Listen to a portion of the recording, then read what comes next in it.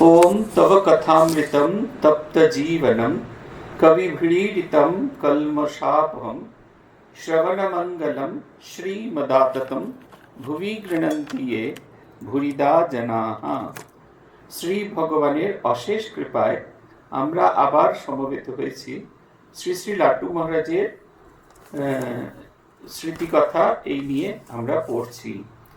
বিগত দিন আমরা শেষ করেছিলাম, পড়ছিলাম বেলুর মঠে ও ভক্ত গৃহে, এই অধ্যায়টি পড়া হচ্ছে। সেদিনকে আমরা বেলুর মঠে শ্রীরামকৃষ্ণ দেবের অস্থি স্থাপনের ইতিহাস বলেছিলাম এবং সেই দিন যেদিনকে প্রতিষ্ঠিত হয়েছিল 9 ডিসেম্বর, সেদিনকে অস্থি স্থাপন হয়ে যাওয়ার পর শ্রীরামকৃষ্ণ দেব প্রসঙ্গে এবং সংঘ প্রসঙ্গে স্বামীজি খুব গুরুত্বপূর্ণ 3টি কথা বলেছিলেন।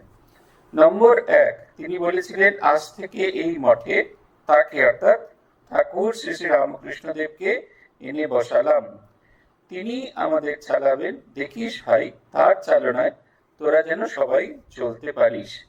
এটা হচ্ছে প্রথম কথা। শ্রীরামকৃষ্ণ দেব জীবন্ত জাগ্রত বিগ্রহ, একটি ছোট্ট মূর্তি বা একটি ছবি নয়, তিনি জীবন্ত জাগ্রত বিগ্রহ, যাকে স্থাপন করেছেন স্বয়ং স্বামী বিবেকানন্দ।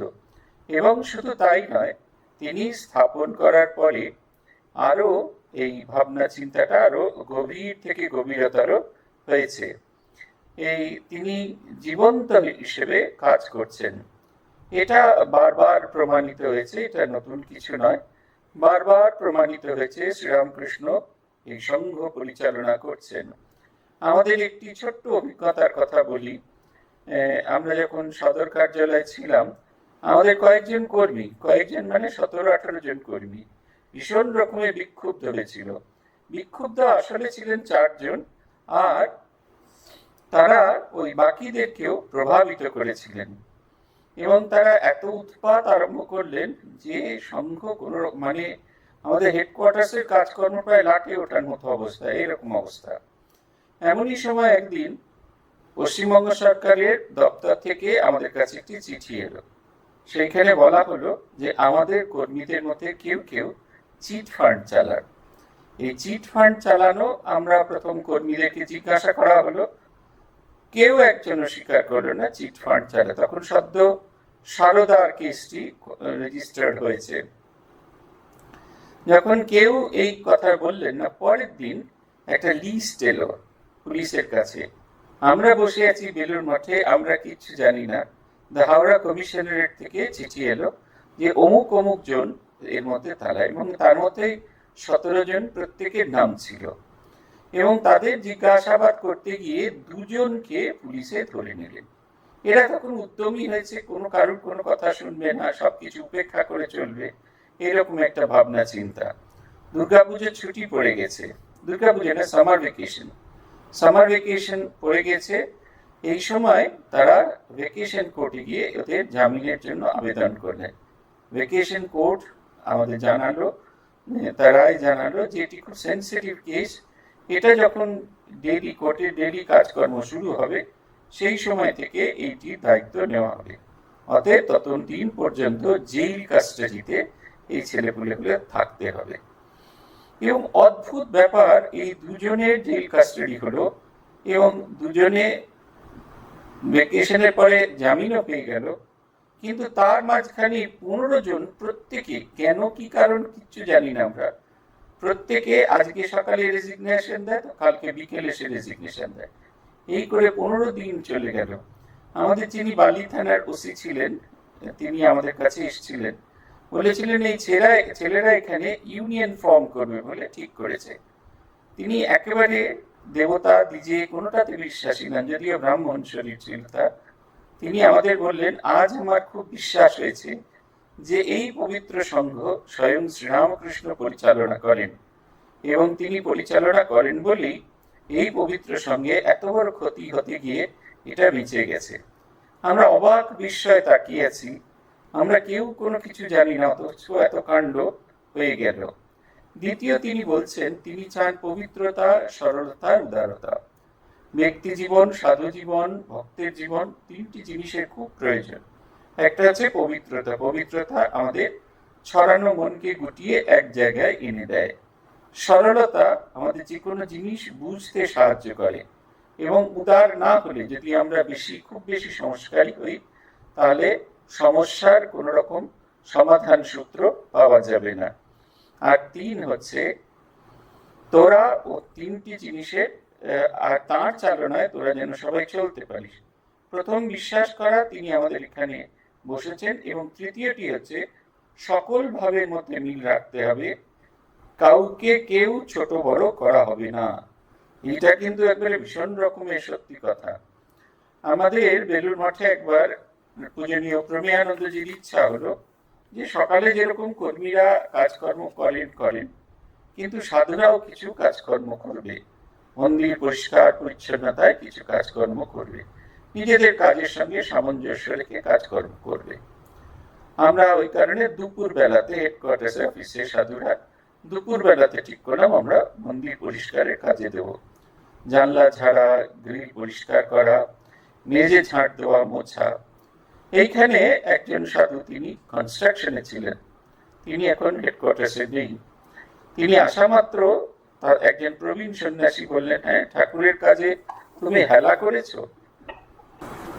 এইটা হচ্ছে তিনি আমাদের, এবং সাধুকে একটা দুটো কথা বলবার পর হচ্ছে বেশি ঝামেলা করো না, মঠ থেকে বার করে দেবো, এই কথাটা তিনি বললেন। সেই সাধুটি সদ্য সন্ন্যাস, তখন সাধু ব্রহ্মচর্য হয়েছে, তিনি ওই প্রাচীন সন্ন্যাসীকে বললেন, দেখুন, একটা কথা খুব পরিষ্কার, শ্রীরামকৃষ্ণ কখনো কাউকে ছোট বড় জ্ঞান করেননি, প্রত্যেকে সমান ভালোবাসায় বেঁধেছেন। মা বলে গেছেন, ভালোবাসা আমাদের সঙ্গের বন্ধন বস্তু। আপনি সেখানে আমাকে মালিক বৃত্তের মতো কাজ বলছেন, দেখবেন যে শব্দটা আমার জন্য আপনি ব্যবহার করলেন, সেই শব্দটাই একেবারে সঠিকভাবে কাজে লাগবে। এবং সত্যি মাস দুয়েক পরে তাকে বেলুড় মঠ থেকে অন্য কেন্দ্রে পাঠিয়ে দেওয়া হলো। পূজ্যপাদ প্রভু মহারাজ স্বামী বীরেশ্বরানন্দজি মন্দির প্রণাম করতে এসেছেন। তিনি একজন সেবককে সঙ্গে নিয়ে পায়ে হেঁটেই আসতেন। ওই মন্দিরের মাঝখানে সিঁড়ি দিয়ে উঠে তিনি ঠাকুরের কাছের দিকে এগিয়ে যাচ্ছেন। এমন সময় এখনো আছে, কয়েকজন বিহারি আছেন, আগে অনেক বেশি ছিল, কারণ কয়েকটি কারখানা বন্ধ হয়ে গেছে। তারা রোজ সকালে গঙ্গা স্নান করতে আসতেন, তারপরে সেই পরিধেয় গামছাটিকে যেমন করে ধুতি পরে ওইভাবে বেঁধে মায়ের মন্দিরের পেছনে বসে খানিক্ষণ জপ করে, তারপরে তারা ঠাকুরকে প্রণাম করে চলে যায়। আমরাও দেখেছি। প্রভু মহারাজ যাচ্ছেন মন্দিরে, এমন সময় একজন ব্রহ্মচারী সেই লোকটি আসছেন দেখে, প্রেসিডেন্ট মহারাজের আসার পথে, যাত্রা পথে বাধা হবে দেখে তার হাতটিকে ধরে সরিয়ে দিতে চেষ্টা করছেন, এবং প্রভু মহারাজ প্রাণপণ চেষ্টায় সেই ব্রহ্মচারীকে জড়িয়ে ধরে আটকে আছেন। লোকটি যতক্ষণ প্রণাম করলেন ততক্ষণ প্রভু মহারাজ তাকে ওইভাবে ধরে থাকলেন। লোকটি চলে যাওয়ার পর প্রভু মহারাজ সেই ব্রহ্মচারীকে বললেন, এর অন্যথা যেন না হয়। শ্রীরামকৃষ্ণের সামনে একজন সাধারণ মানুষ এবং মঠের প্রেসিডেন্ট, তাদের একই জায়গা, কেউ আগে যাবে না, কেউ পরে যাবে না। এই ভাবটি এখনো পর্যন্ত মঠের মধ্যে দেখা হয়। ওই সালে ডিসেম্বর মাসের মাঝামাঝি লাটু মহারাজ ভক্তপালক রামবাবুর বাড়িতে ছিলেন।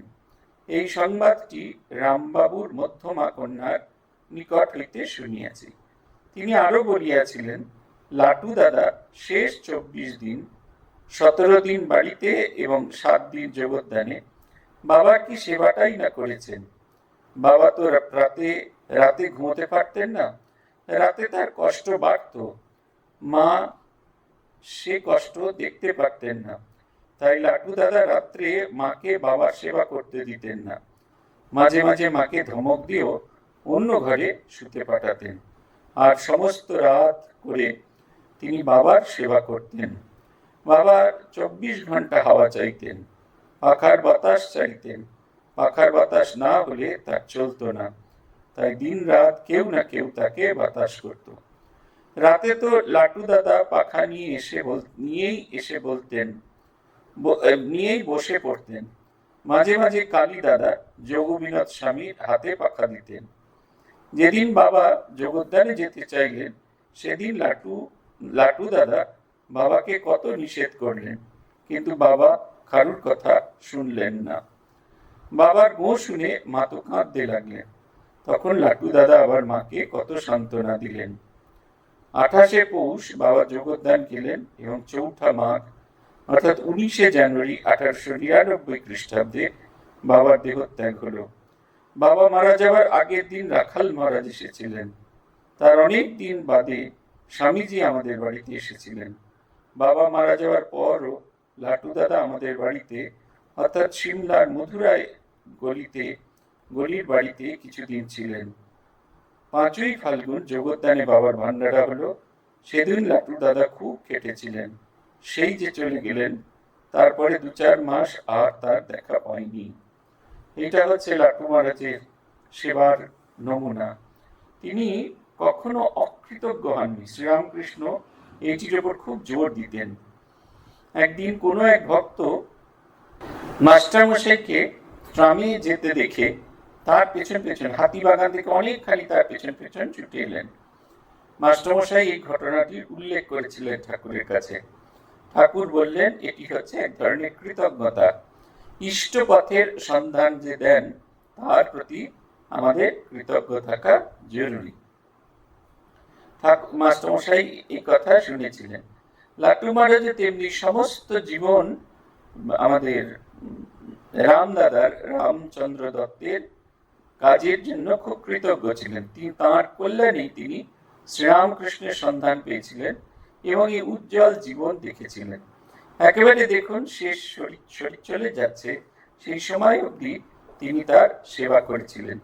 খুব একটা সহজ কাজ নয়। আমরা যদি মনে করে রাখি একটা তাল পাতার পাখা দিয়ে এমনি এমনি করে হাওয়া করলুম তাহলেই হয়ে গেল, তা কিন্তু নয়। It's not so easy. এখন আমরা কল্পনাই করতে পারি না, মাথার উপর পাখা করে আমরা বুঝতেই পারি না। এসি চলে, আমরা বুঝতেই পারি না যে তখনকার দিন মানুষের কি কষ্ট হতো। যারা 70-80 দশকে জন্মেছেন তারা কলকাতার এবং পশ্চিমবঙ্গ জুড়ে, সারা পশ্চিমবঙ্গ জুড়ে লোডশেডিং দেখেছেন। লোডশেডিং এর তীব্রতায় যে কি সমস্যা তৈরি হয়, এ যারা না দেখেছে তারা বুঝতে পারে না। সমস্ত রাত্রির হাওয়া করা যায় না, আর ইনি সমস্ত রাত্রির তিনি তাকে হাওয়া করতেন। শুধু তাই নয়, মাঝে মাঝে যোগবিনোদ ছিলেন আমাদের রামবাবুর শিষ্য। তাকে তিনি মন্ত্র দীক্ষা দিয়েছিলেন। পরবর্তীকালে এই যোগদান কেন্দ্রের অধ্যক্ষ হন যোগবিনোদ, এবং যোগবিনোদের শিষ্যের কাছ থেকেই এই যোগদান কেন্দ্র রামকৃষ্ণ মঠ বেলুড় মঠের আওতায় আসে এবং এটি তখন থেকে রামকৃষ্ণ মিশনের একটি কেন্দ্র হিসেবে, রামকৃষ্ণ মঠের একটি কেন্দ্র হিসেবে বিবেচিত ছিল। আগে একটি সেপারেট ট্রাস্ট ছিল। এই যোগদানের একটি সেপারেট ট্রাস্ট ছিল, বলরাম মন্দিরের একটি সেপারেট ট্রাস্ট ছিল, অদ্বৈত আশ্রম মায়াবতীর একটি সেপারেট ট্রাস্ট। এই দুটি ট্রাস্ট বলরাম মন্দির এবং যোগদান এটি ভেঙে মিশে গিয়ে রামকৃষ্ণ মঠ ও রামকৃষ্ণ মঠ বেলুড় মঠের বোর্ড অফ ট্রাস্টির সাথে মিশে যায়। আপনারা দেখবেন সেই কারণে নাম লেখা আছে রামকৃষ্ণ মঠ ব্র্যাকেটের মধ্যে যোগদান। লাটু মহারাজের কি তীব্র সেবা, এ আমরা কল্পনা করতে পারি না। এই তীব্র সেবা দিয়ে তিনি তার যে ঋণ ছিল সেটি যেন তিনি শ্রীরাম তাঁর চরণে উৎসর্গ করে গেলেন, সেই ঋণটিকে তিনি যেন ফেরত দিয়ে গেলেন। লাটু মহারাজ সেবা করছেন রামচন্দ্র দত্তের, কিন্তু এই ঋণ কখনো ফেরত দেওয়া যায় না, ভালোবাসা কখনো ফেরত দেওয়া যায় না। ভগবানের পথে যারা নিয়ে যান, যারা আমাদের ভগবত পথে চলবার সহযোগী হন, যারা সাহায্য করেন, তাদের যে ঋণ, এটা কখনো কোনোদিন আমাদের কোনো রকম ভাবেই পরিশোধ করা যায় না। রামবাবুর শরীর ছাড়বার 2-3 মাস পর অনুসন্ধান জানিয়েছি 15ই চৈত্র 1305 বঙ্গাব্দ 28শে মার্চ 1899 যোগিন ভাই দেহ রাখলেন। যোগিন ভাই দেহ ছাড়বার সময় নির্বাণ চাইছেন শুনে গিরিশ ভাই তাকে বললেন, দেখ যোগে, তাঁর কাছে ওসব চাসনি, তুই ও আকাঙ্ক্ষাটা ছেড়ে দে, তোর কষ্ট কমে যাবে। গিরিশবাবুর কথায় যোগিন খুব মানত, তাই বলে আচ্ছা জিসি, তোমার কথাই মানব, কিন্তু কি চাইবো আমায় বলে দিবে? কি চাইবো আমায় বলে দিতে হবে? গিরিশ তখন কি বলল জানো? বলল, ওরে তোরা ঠাকুরের সন্তান, তোদের তিনি নির্বাণ দেবেন না তো দিতে পারবেন না। তোদেরও যদি নির্বাণ দিয়ে দেন তাহলে তার লীলা চলবে কি করে? যতবার তিনি আসবেন ততবার চেয়ে তোদেরও আসতে হবে। তোরা যে তার অন্তরঙ্গ, তাই বলছি সব চাওয়া টাওয়া ছেড়ে দে। চাই রামকৃষ্ণকে, চাই রামকৃষ্ণকে, চাই রামকৃষ্ণকে। গিরিশবাবুও বলেন, যোগিন ভাইও সায় দেয়। এমন সময় কে যেন জিজ্ঞাসা করলেন, কি দেখছিস ভাই? তাতে যোগিন ভাই কি বললেন? তখন স্বামীজি চটে গিয়ে যে ওই কথা জিজ্ঞাসা করলেন তাকে বললেন, তোরা তো আচ্ছা, ওকে একটু শান্তিতে থাকতে দে না। জিসির মতো ওকে তার নাম শোনা না। নাম শোনাতে শোনাতেই যোগিন ভাইয়ের শরীর ছেড়ে দিল। তারপর স্বামীজি নিজে হাতে তার মাথায় পাগড়ি বেঁধে দিল এবং তাকে ভজন গান শোনাতে লাগলো। এটা কি সুন্দর! আমাদের মহাপ্রস্থানের সময় আমরা যখন চলে যাব তখন হয়তো কত কান্নাকাটি থাকবে, কিন্তু দেখুন কি নিঃশব্দে চলে যাচ্ছেন। আর এই যে শেষ সময়ের কি অদ্ভুত নির্বাণ চাইতে বারণ করছেন গিরিশ ঘোষ। নির্বাণ হলে ভগবানের সঙ্গে মিলেমিশে একাকার হয়ে যান, এবং একাকার হয়ে গেলে আর পরবর্তী জন্ম যখন হবে তখন আর ভগবানের কাছে ফিরে আসতে পারবেন না। সেই কারণে তিনি এই নির্বাণ চাইতে বারণ করছেন। বলছেন, যুগে যুগে যখন শ্রীরামকৃষ্ণদেব আসবেন, অবতার পুরুষ আসবেন যখন লীলা করতে, তখন তার লীলা সঙ্গী হয়ে থাকতে হবে, এবং তার লীলা সঙ্গী হয়ে এখানে থাকার জন্যই এটি প্রয়োজন। শরীরটি ধারণ করে রাখা ভীষণভাবে প্রয়োজন। কি সুন্দর কথা গিরিশ বাবু বলছেন। তাই বলছি ওসব চাওয়া টাওয়া ছেড়ে বল। তাই বলছি ওসব চাওয়া টাওয়া ছেড়ে বল, চাই রামকৃষ্ণকে, চাই রামকৃষ্ণকে, চাই রামকৃষ্ণকে। 3 বার উচ্চারণ করছেন। কি সুন্দর, কি মনের জোর দেওয়া কথা। আর অন্য কোনো কিছু চাইছি না, শুধু শ্রীরামকৃষ্ণকে চাইছি, তাকে ভিন্ন আর কাউকে চাইছি না। এইটা যত আমাদের হৃদয়ের মধ্যে গেঁথে যাবে, যত গভীর ভাবে এটাকে আমরা চিন্তা করতে পারবো, দেখবেন আমাদের জীবন তত সুন্দর, তত আনন্দময় কাটবে। ভগবানকে চাই, ভগবান ভিন্ন আর কোনো বস্তুকে চাইছি না, এই ভাবনাটা যেন আমাদের মনের মধ্যে, আমাদের হৃদয়ের মধ্যে সর্বদা গেঁথে যায়। আমরা যেন আর অন্য কোনো কিছু না চাই, শ্রীরামকৃষ্ণকে চাই, শ্রীরামকৃষ্ণকে চাই, শ্রীরামকৃষ্ণকে চাই, এই ভিন্ন আর কোনো কিচ্ছুকে চাই না। কি সুন্দর কথা! এটা যতবার পড়েছি ততবার আনন্দ হয়েছে, আর মনে হচ্ছে কই এরকম ভাবে তো আমরা কখনো ভগবানকে দেখিনি। কেউ কেউ জিজ্ঞেস করলেন, কি দেখছিস? মানে অন্তিম সময়ের দর্শন কি? স্বামীজি খুব অসন্তুষ্ট হলেন, বললেন, ওকে একটু শান্তিতে থাকতে দে না। আসলে শেষ সময়টা ভগবানের সঙ্গে বোঝাপড়া করার সময়। তৃতীয় ব্যক্তি কেউ থাকুক, এইটা স্বামীজি চাইছেন না। দেখুন, আমাদের কেউ শরীর চলে গেলে আমাদের কত মন খারাপ হয়। এই কয়েকদিন আগে একজন স্বামীজির শরীর চলে গেছেন। জাগতিক হিসেবে তার 66 বছর বয়স হয়েছিল। না, আমাদের সাধু জন্মের হিসেবে খুব বেশি বয়স নয়। আমিও তাকে সাদা কাপড়ে দেখেছি। 1997 সালে সন্ন্যাস হয়েছিলেন। যেহেতু আমি বেলুড় মাঠের প্রভিডেন্ট ফান্ড বিভাগে ছিলাম, সব সাধুদের সঙ্গে আমার একটা সংযোগ ছিল। তিনি দীর্ঘদিন অ্যাকাউন্টস দেখতেন কনকলে, এবং পরবর্তীকালে বড়োড়াতে ছিলেন, এবং সেইখানেই তার শরীর চলে যায়। বোধহয় সাকুল্যে 2টি মাত্র কেন্দ্র হবে।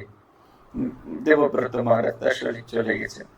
আমার এত মন খারাপ হয়েছিল, খালি মনে হচ্ছিল কি শান্ত তার চেহারাটা, কি অদ্ভুত, কি অল্প কথায় কত কি বলতেন। আমাদের খুব বেশি থাকার সৌভাগ্য হয়নি তার সঙ্গে, তা সত্ত্বেও মন খারাপ হয়েছিল। আর দেখুন স্বামী বিবেকানন্দ, তার আচরণটি দেখুন। গুরু ভাই শরীর চলে গেল, তাকে পরিষ্কার করে তার মাথাতে একটা পাগড়ি বেঁধে দিয়ে তাকে ভজন গান শোনাচ্ছে। এই ভজন গান শোনানোর রীতিটি আমাদের সঙ্গে ভীষণভাবে আছে। আমাদের যখন কোনো সাধুর শরীর চলে যায়, তাকে যখন মঠে নিয়ে আসা হয়, মঠে নিয়ে আসার পরে তাকে গীতা চ্যান্টিং, গীতা আবৃত্তি করে শোনানো হয়। আর তারপরে মঠে সব জায়গায় ঘুরিয়ে, ঠাকুর মন্দির, মায়ের মন্দির, স্বামীজির মন্দির, মায়ের মন্দিরে স্নান করিয়ে, স্বামীজির মন্দিরে দেখিয়ে, প্রেসিডেন্ট মহারাজের কাছে দর্শন করিয়ে তারপরে দাহ করা হয়। যতক্ষণ দাহ করা হয় ততক্ষণ তাদের গান শোনানো হয়। একটি বিখ্যাত গান দিয়ে শুরু হয়, ওই যে দেখা যায় আনন্দধাম অপূর্ব শোভন। মৃত্যু হচ্ছে সাধুদের জীবনের একটি আনন্দময় পরিস্থিতি। সাধুর শরীর চলে গেছে, এই মর্ত কায়া তিনি ত্যাগ করেছেন। এই যখন আমাদের দেহ দাহ করা হয়, তার আগে ভালো করে ঘি টি মাখানো, স্নানের পর ঘি টি মাখানো হয়, ঠাকুরের প্রসাদী ধুতি চাদর পরানো হয়, আর একটা সাঁপি ভিক্ষা পাত্র দেওয়া হয়, তাতে 5 রকম ফল এবং মিষ্টি দিয়ে তাকে যাত্রা করানো হয়। ভাবটা এই, তিনি এই লোক থেকে রামকৃষ্ণ লোকে ভিক্ষা করতে এগিয়ে চলেছেন। খুব জোর বাজ পড়ছে আমাদের এখানে। যাকে সে অন্য কথা। বলছেন, যোগীন স্বামী প্রস্থানের পর লাটু মহারাজ বেলুর মঠে আসিয়া মাসখানেক কি মাস ডেলিক ছিলেন। সেই সময় দেওভোগের নাগমশাই মঠে দেখিয়াছিলেন। নাগমশাই নূতন মঠ দেখতে এলেন।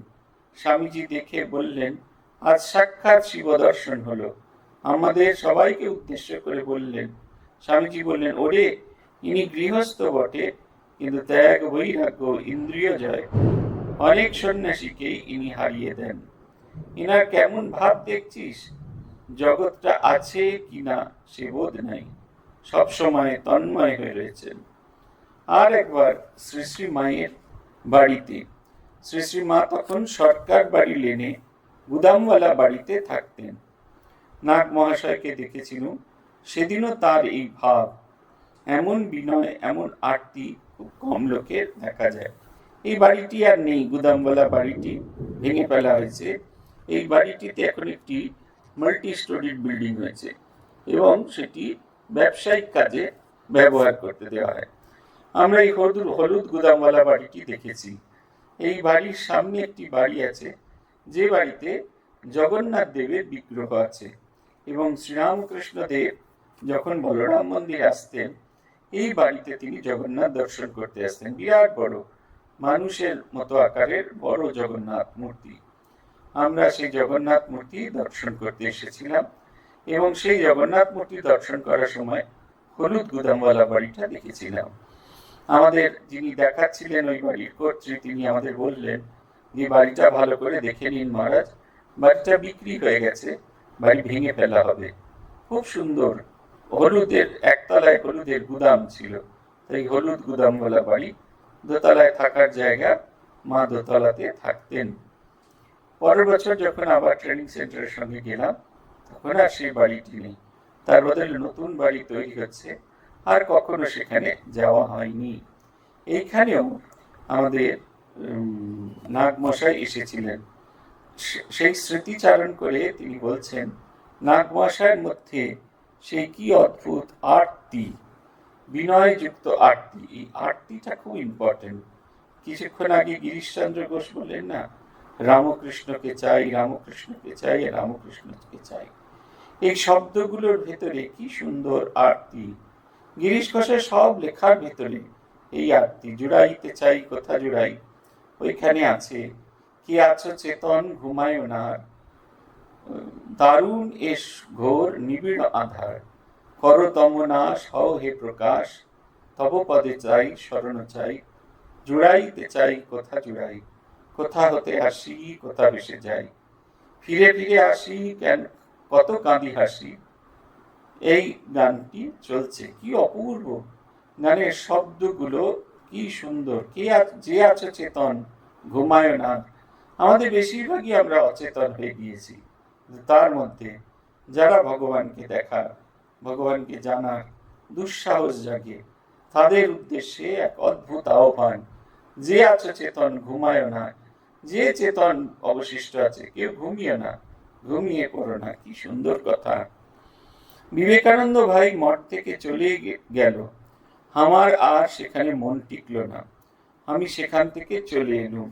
কোথায় গেলেন মহারাজ? কেন? বসুমতীর উপেন ঠাকুরের কাছে গিয়েছিলাম।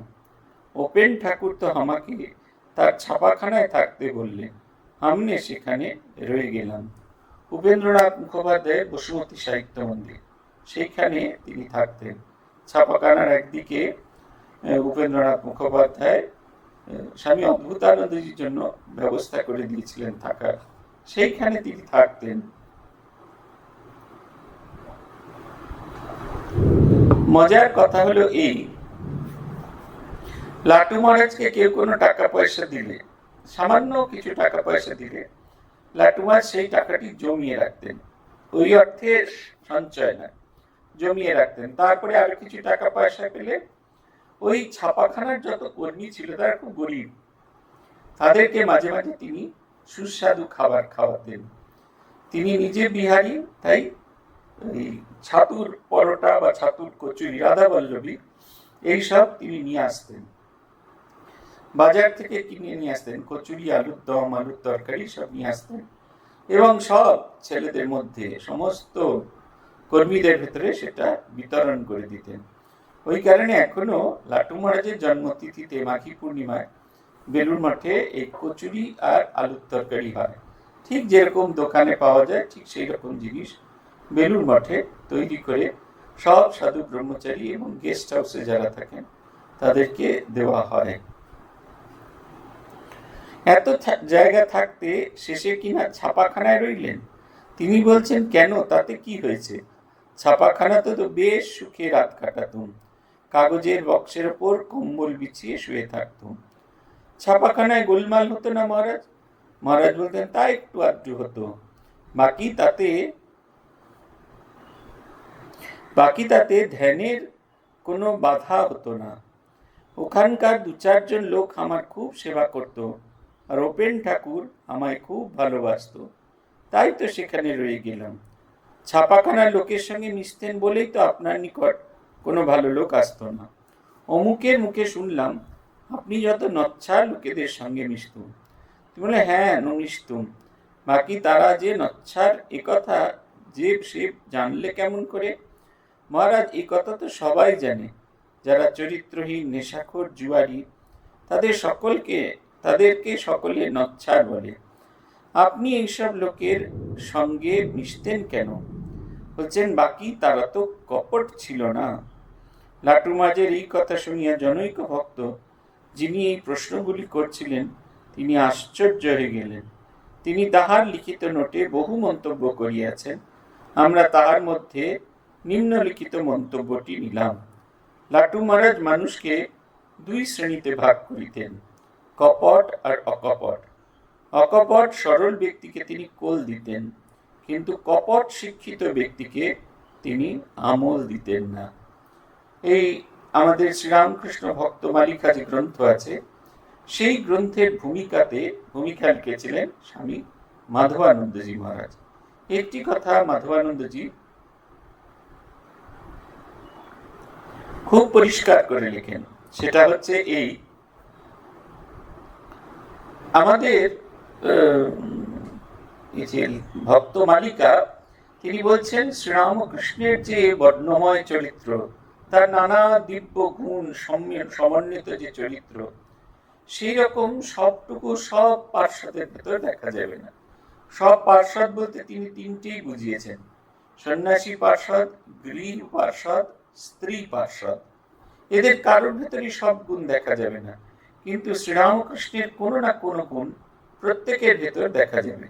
তুলনা করতে গিয়ে তিনি বলছেন, যেরকম বেদান্ত কিশোরী স্বামী বিবেকানন্দ শ্রীরামকৃষ্ণের পার্শ্বদ হিসেবে ছিলেন, ঠিক সেই রকম অল্প শিক্ষিত স্বামী অদ্ভুতানন্দজিও ছিলেন। বেদান্ত কেশরী বিবেকানন্দের বক্তৃতা ছটাঘটায়, তার উজ্জ্বল চরিত্র, তার উজ্জ্বল জীবন, তার কথা বহু মানুষকে তার প্রতি আকৃষ্ট করেছিল। ঠিক সেই রকম লাটু মহারাজের দিব্য জীবন তার শান্ত জীবন, তার শান্ত সরল জীবনও বহু মানুষকে আকৃষ্ট করে। সেই কারণে তিনিও তাদের দ্বারা আকৃষ্ট হয়ে পড়েন। কি সুন্দর কথাখানি বলছেন যে যদি আমরা যোগ্যতার নিরিখে দেখি তাহলে হয়তো স্বামী বিবেকানন্দের সামনে লাট্টু মহারাজ কোনো কিছুই দাঁড়ান না।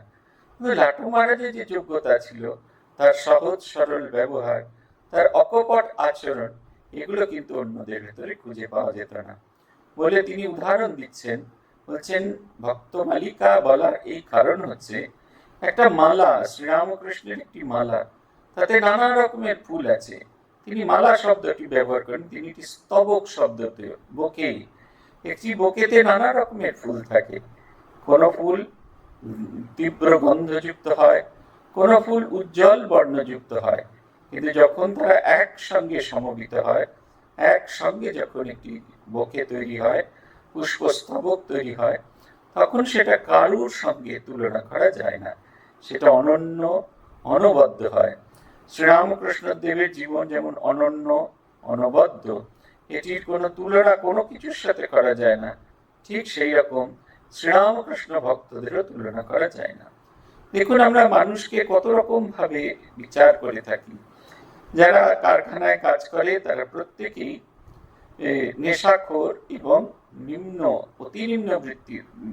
অতি নিম্ন বৃত্ত থেকে এসেছেন। তারা আমাদের সাধারণ মানুষের সঙ্গে কথা বলার যোগ্যই নয়, শিক্ষিত সমাজে তো নয়। এখনো পর্যন্ত এটি সমাজের মধ্যে বিশেষ করে বিচরণ করছে। এইটি যে খুব একটা পরিবর্তন হয়েছে তা কিন্তু নয়। এই অবস্থাটার কোনো পরিবর্তন হয়নি, একবারে খুব পরিষ্কার করে এই কথা বলা যায়। এই অবস্থাটার সামান্যতম পরিবর্তন হয়নি, এটা হচ্ছে কথা। এখন আমরা ছোট লোক ভেবে আলাদা প্লেটে খেতে দিই, সব নানা রকম কাজকর্ম করি, ইদানিং খানিকটা ইউনিয়নের চাপে অন্যরকম করি। কিন্তু লাট্টু মহারাজের কাছে দুরকম ভক্ত ছিলেন, একটা হচ্ছে কপট ভক্ত আর একটা হচ্ছে অকপট ভক্ত। তিনি এই লোকগুলির কথা বলতে গিয়ে তাদের অকপটতার কথা বলেছেন, এবং সেই অকপটতাই যেন তার কাছে প্রধান হয়ে দাঁড়িয়েছে। তিনি আর কোনো গুণ, তার কোনো কিছুকে, এটাকে মূল্য দেননি। যখন তিনি বসুমতী প্রেসে থাকতেন সেই সময় নিম্নলিখিত ঘটনাগুলি হয়েছিল। একদিন রাত্রে তিনি চিৎকার করিয়া বলিতে থাকেন, চোপড়াও শালা, আমাকে তুই কি হুমকি দেখাবি? আমনে রামকৃষ্ণের সন্তান, আমার কাছে সব চালাকি চলবে না।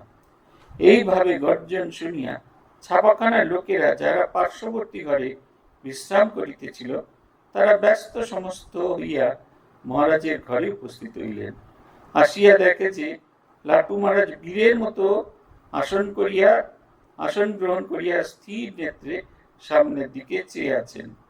তার উগ্র স্বভাব দর্শনে ছাপাখানার জনৈক কম্পোজিটর জিজ্ঞাসা করিয়াছিলেন, মহারাজ, রাত দুপুরে কার ওপর এমন খেপ্পাই হয়ে উঠলেন? কেউ তো এখানে নেই। লাট্টু মহারাজ সেই প্রশ্নের কোনো উত্তর দেন নাই। এই ঘটনা আমরা বসুমতীর ম্যানেজার পটল বাবুর নিকট শুনিয়াছি। মহামায়া বৌদ্ধ ভাবেতে, যাকে মার বলা হয়, যিনি প্রতি মুহূর্তে আমাদের সাধন ভজনের ক্ষেত্রে একটি অন্যতম বাধা হিসেবে উপস্থিত হন, সেই বাধা যেন লাট্টু মহারাজের কাছে এসে সব সাধকে, যারা খুব সিরিয়াসলি সাধন করেন, তাদের ভেতরে তারা অবশ্যই এই মার বা মায়ার দর্শন পেয়েছেন। এই মার বা মায়ার আমাদের সাধন পথ থেকে সরিয়ে নিয়ে যায়, সোয়েপ্ট অ্যাওয়ে যেটা বলা হয়, সেই একেবারে সরিয়ে নিয়ে যান। আপনাদের যদি সুযোগ হয়, আমি ভুলে গেছি ছবিটির নাম, ইংরেজি ছবি, আমরা মঠে থাকতে এটা দেখেছিলাম, মঠে আমাদের দেখানো হয়েছিল। সেইখানে একজন লামা, তিনি আবার পুনর্জন্ম নিয়েছেন তিব্বতের কাছে একটি কোনো মঠ, নেপালের কাছে একটি কোনো মঠ, সেখানকার একজন প্রমুখ ভদন্ত তিনি নিয়েছেন। তিনি ইঙ্গিত দিয়েছেন 3 জায়গার, আমেরিকা যুক্তরাষ্ট্রের বস্টন শহরে, বিহারের কাছে আর নেপালে। এই 3 জায়গায় এই লামা ইঙ্গিত পেয়েছেন তারা। এই 3 জায়গায় তারা খোঁজ খবর করা শুরু করলেন। বস্টন শহর ঘুরতে ঘুরতে, সমস্ত জায়গায় ঘুরতে ঘুরতে একটি ছোট ছেলেকে দেখে সেই বস্টনের লামার মনে হলো এর ভেতরে নিশ্চয়ই লামার পুনরাভিনয় হয়েছে, পুনরাবির্ভাব হয়েছে। তার স্থপতি বাবা কিছুতেই ছেলেটিকে ইয়েতে আনতে দেবেন না। লামা গিয়ে নেপাল থেকে উড়ে গিয়ে বস্টন শহরে গিয়ে সেই ভদ্রলোকের সঙ্গে দেখা করেন। ভদ্রলোক বলেন, আমার ছেলে বুদ্ধ সম্পর্কে কিচ্ছু জানে না। তিনি বললেন, আমি আপনার ছেলেকে বুদ্ধ সম্পর্কে শোনাবো, তারপরে তার রিয়াকশন দেখব। যদি আমাদের মনে হয় যে পুনরাভিনয় হয়নি, তাহলে আমরা আর এ নিয়ে কোনো চেষ্টা করব না। সিনেমাতে দেখানো হচ্ছে সেই ছেলেটিকে রোজ সেই ভদন্তর কাছে পৌঁছে দিয়ে যান তার বাবা। ছেলেটি সারাদিন সেই ফ্ল্যাটেতে থাকে ভদন্তের সঙ্গে এবং ভদন্ত বুদ্ধের গল্প বলেন। আর সিনেমাতে দেখানো হচ্ছে যখন ভদন্ত গল্পটি বলছেন, সিনেমার আরেকটা দিকে সেটি যেন পুনরাভিনয় হচ্ছে। সেইখানে দুটি ভালো জিনিস দেখানো হয়েছিল, যেটি সাধারণত খুব পরিষ্কার করে বলা হয় না। এক হচ্ছে বুদ্ধদেব যখন সাধন ভজন শুরু করলেন, একবারে তীব্র কৃচ্ছতা সাধন করলেন। একদিন তিনি পুকুরে মুখ ধুতে এসে নিজের শীর্ণ কলেবর দেখে অবাক হয়ে গেছেন। এমন সময় দেখলেন একটি ভেসে যাওয়া জলযানে একজন শিক্ষক, সিনেমাতে দেখানো হয়েছিল সে তার বাদক, কিন্তু জীবনীতে আছে তার দিয়ে বাজানো যায় এরকম একটি যন্ত্র। তিনি গুরু তার শিষ্যকে বলছেন যে কোনো জিনিস যদি খুব টাইট করে বাঁধো, চাপ দিয়ে বাঁধো, তাহলে সেটা ছিঁড়ে যাবে। আবার যদি সেটাকে লুজ করে বাঁধো, তা দিয়ে সুর রচনা করা যাবে না। তাই খুব তীব্র নয়, আবার খুব সাধারণ নয়, এরকম ভাবে তার যন্ত্রটি বাঁধতে হয়। এর থেকে ভগবান বুদ্ধ এই শিক্ষা পেলেন যে অবলম্বনীয় মধ্যপন্থা অবলম্বন করতে হবে। শরীরটি যদি চলে যায়, যার দ্বারা তিনি সাধন করবেন, যার দ্বারা তিনি ভগবানের অনুভব করবেন, সেই শরীরটি যদি নষ্ট হয়ে যায়, তাহলে আর অন্য কোনো কিছু হবে না। সেই সময় সুজাতা এক কন্যা, তিনি ছাগল চড়াতে এসেছিলেন। বাড়ি থেকে দুপুরে খাওয়ার জন্য তাকে বাসি ভাত দিয়েছিলেন। একটি ছোট্ট নারকেলের মালাতে সেই বাসি ভাত আর তার মধ্যে ছাগলের দুধ মিশিয়ে তিনি বুদ্ধদেবকে খেতে দিয়েছিলেন। সেইটি এখন পায়েসে রূপান্তরিত হয়েছে। আমাদের কিছু করার নেই, কিন্তু বুদ্ধদেবকে আদতে সেদিনকে বাসি ভাত এবং দুধ খেতে দেওয়া হয়েছিল, ছাগলের দুধ খেতে দেওয়া হয়েছিল। আর আরেকটি ছবি এখানে দেখানো হয়েছিল, সেটা হচ্ছে বুদ্ধদেব গভীর সাধনায় মগ্ন হয়েছেন। মার নানা রকম রূপ ধারণ করে, কখনো মোহনী রমণী, কখনো শত্রু, কখনো বিকট আকার ধারণ করে এসেছেন। সমস্ত কিছুকে উপেক্ষা করে তিনি তার সমস্ত মন প্রাণ একদিকে দিয়েছেন। দেখবেন আপনাদের জীবনেও হয়, যখন আপনারা খুব সাধন ভজন করছেন, খুব গভীর মনোযোগ দিয়ে সাধন ভজন করছেন, এমন একটা অবস্থা এসে পৌঁছয়, এমন একটা ভাব এসে পৌঁছয় যে সেই ভাবটা আমাদের সাধন ভজন থেকে সরিয়ে দেয়, মূল ভাব থেকে আমাদের সম্পূর্ণ সরিয়ে দেয়। ফলে আমরা কিছুতেই সাধন ভজন করতে পারি না। মা বলছেন জোয়ার ভাটা, কিন্তু এটা আমাদের সবার জীবনেতে এরকম ভাবে দেখা দেয়। আমরা শেষ করব এই ঘটনাটি দিয়ে। এই ঘটনাটি শুনিয়া জনৈক পণ্ডিত ব্যক্তি নিম্নরূপ মন্তব্য করিয়াছিলেন, জানেন, এরূপ ঘটনা প্রত্যেক সাধকের জীবনেই দেখা যায়। বুদ্ধদেব যখন গভীর তপস্যায় নিমগ্ন, তখন তাহাকে বিচলিত করিবার জন্য মার নানাবিধ প্রলোভন দেখাইয়াছিল, কিন্তু বুদ্ধদেব তাহাতে বিচলিত হননি। এইসব প্রলোভনে যারা স্থির থাকিতে পারেন, তারা সাধন পথে মহাসিদ্ধি লাভ করেন। দেখুন না, মুনি ঋষিদিগের তপস্যায় বিঘ্ন ঘটাইবার জন্য উর্বশী, মেনকা, রম্ভা, ঘৃতাচি প্রভৃতি অপ্সরাগণ কত না চেষ্টা করিত। তাহাদের দেখিয়া সাধকগণ যদি ভুলিয়া যাইতেন, তাহা হইলে ইন্দ্র হাসিতে থাকিতেন, আর তিনি ভুলিতেন না যে ইন্দ্র তাহাকে দেখিয়া কাঁপিতে থাকেন। আমাদের পুরাণেও এই সব কথা আছে। সাধারণ পথ থেকে সরিয়ে দেওয়ার জন্য দেবতারা এই ব্যবস্থাগুলি করতেন, মানুষের যাতে অন্তরে দেববোধ না জাগ্রত হতে পারে। কিন্তু যারা অন্তরকে জয় করেছেন, নিজের ভিতরে অন্তরকে জয় করেছেন, তারা এইসব ভাবনাকে সহজেই জয় করতে পারতেন। আজ এই পর্যন্ত ওম প্রণতানাম প্রসীদত্বম দেবী বিশ্বাতি হারিণী ত্রৈলোক্যবাসিনাম মিদ্যে লোকানাম वरदा भव। ओम शांति ओम शांति ओम शांति। हरि ओम तत्सत। श्री रामकृष्णार्पणमस्तु।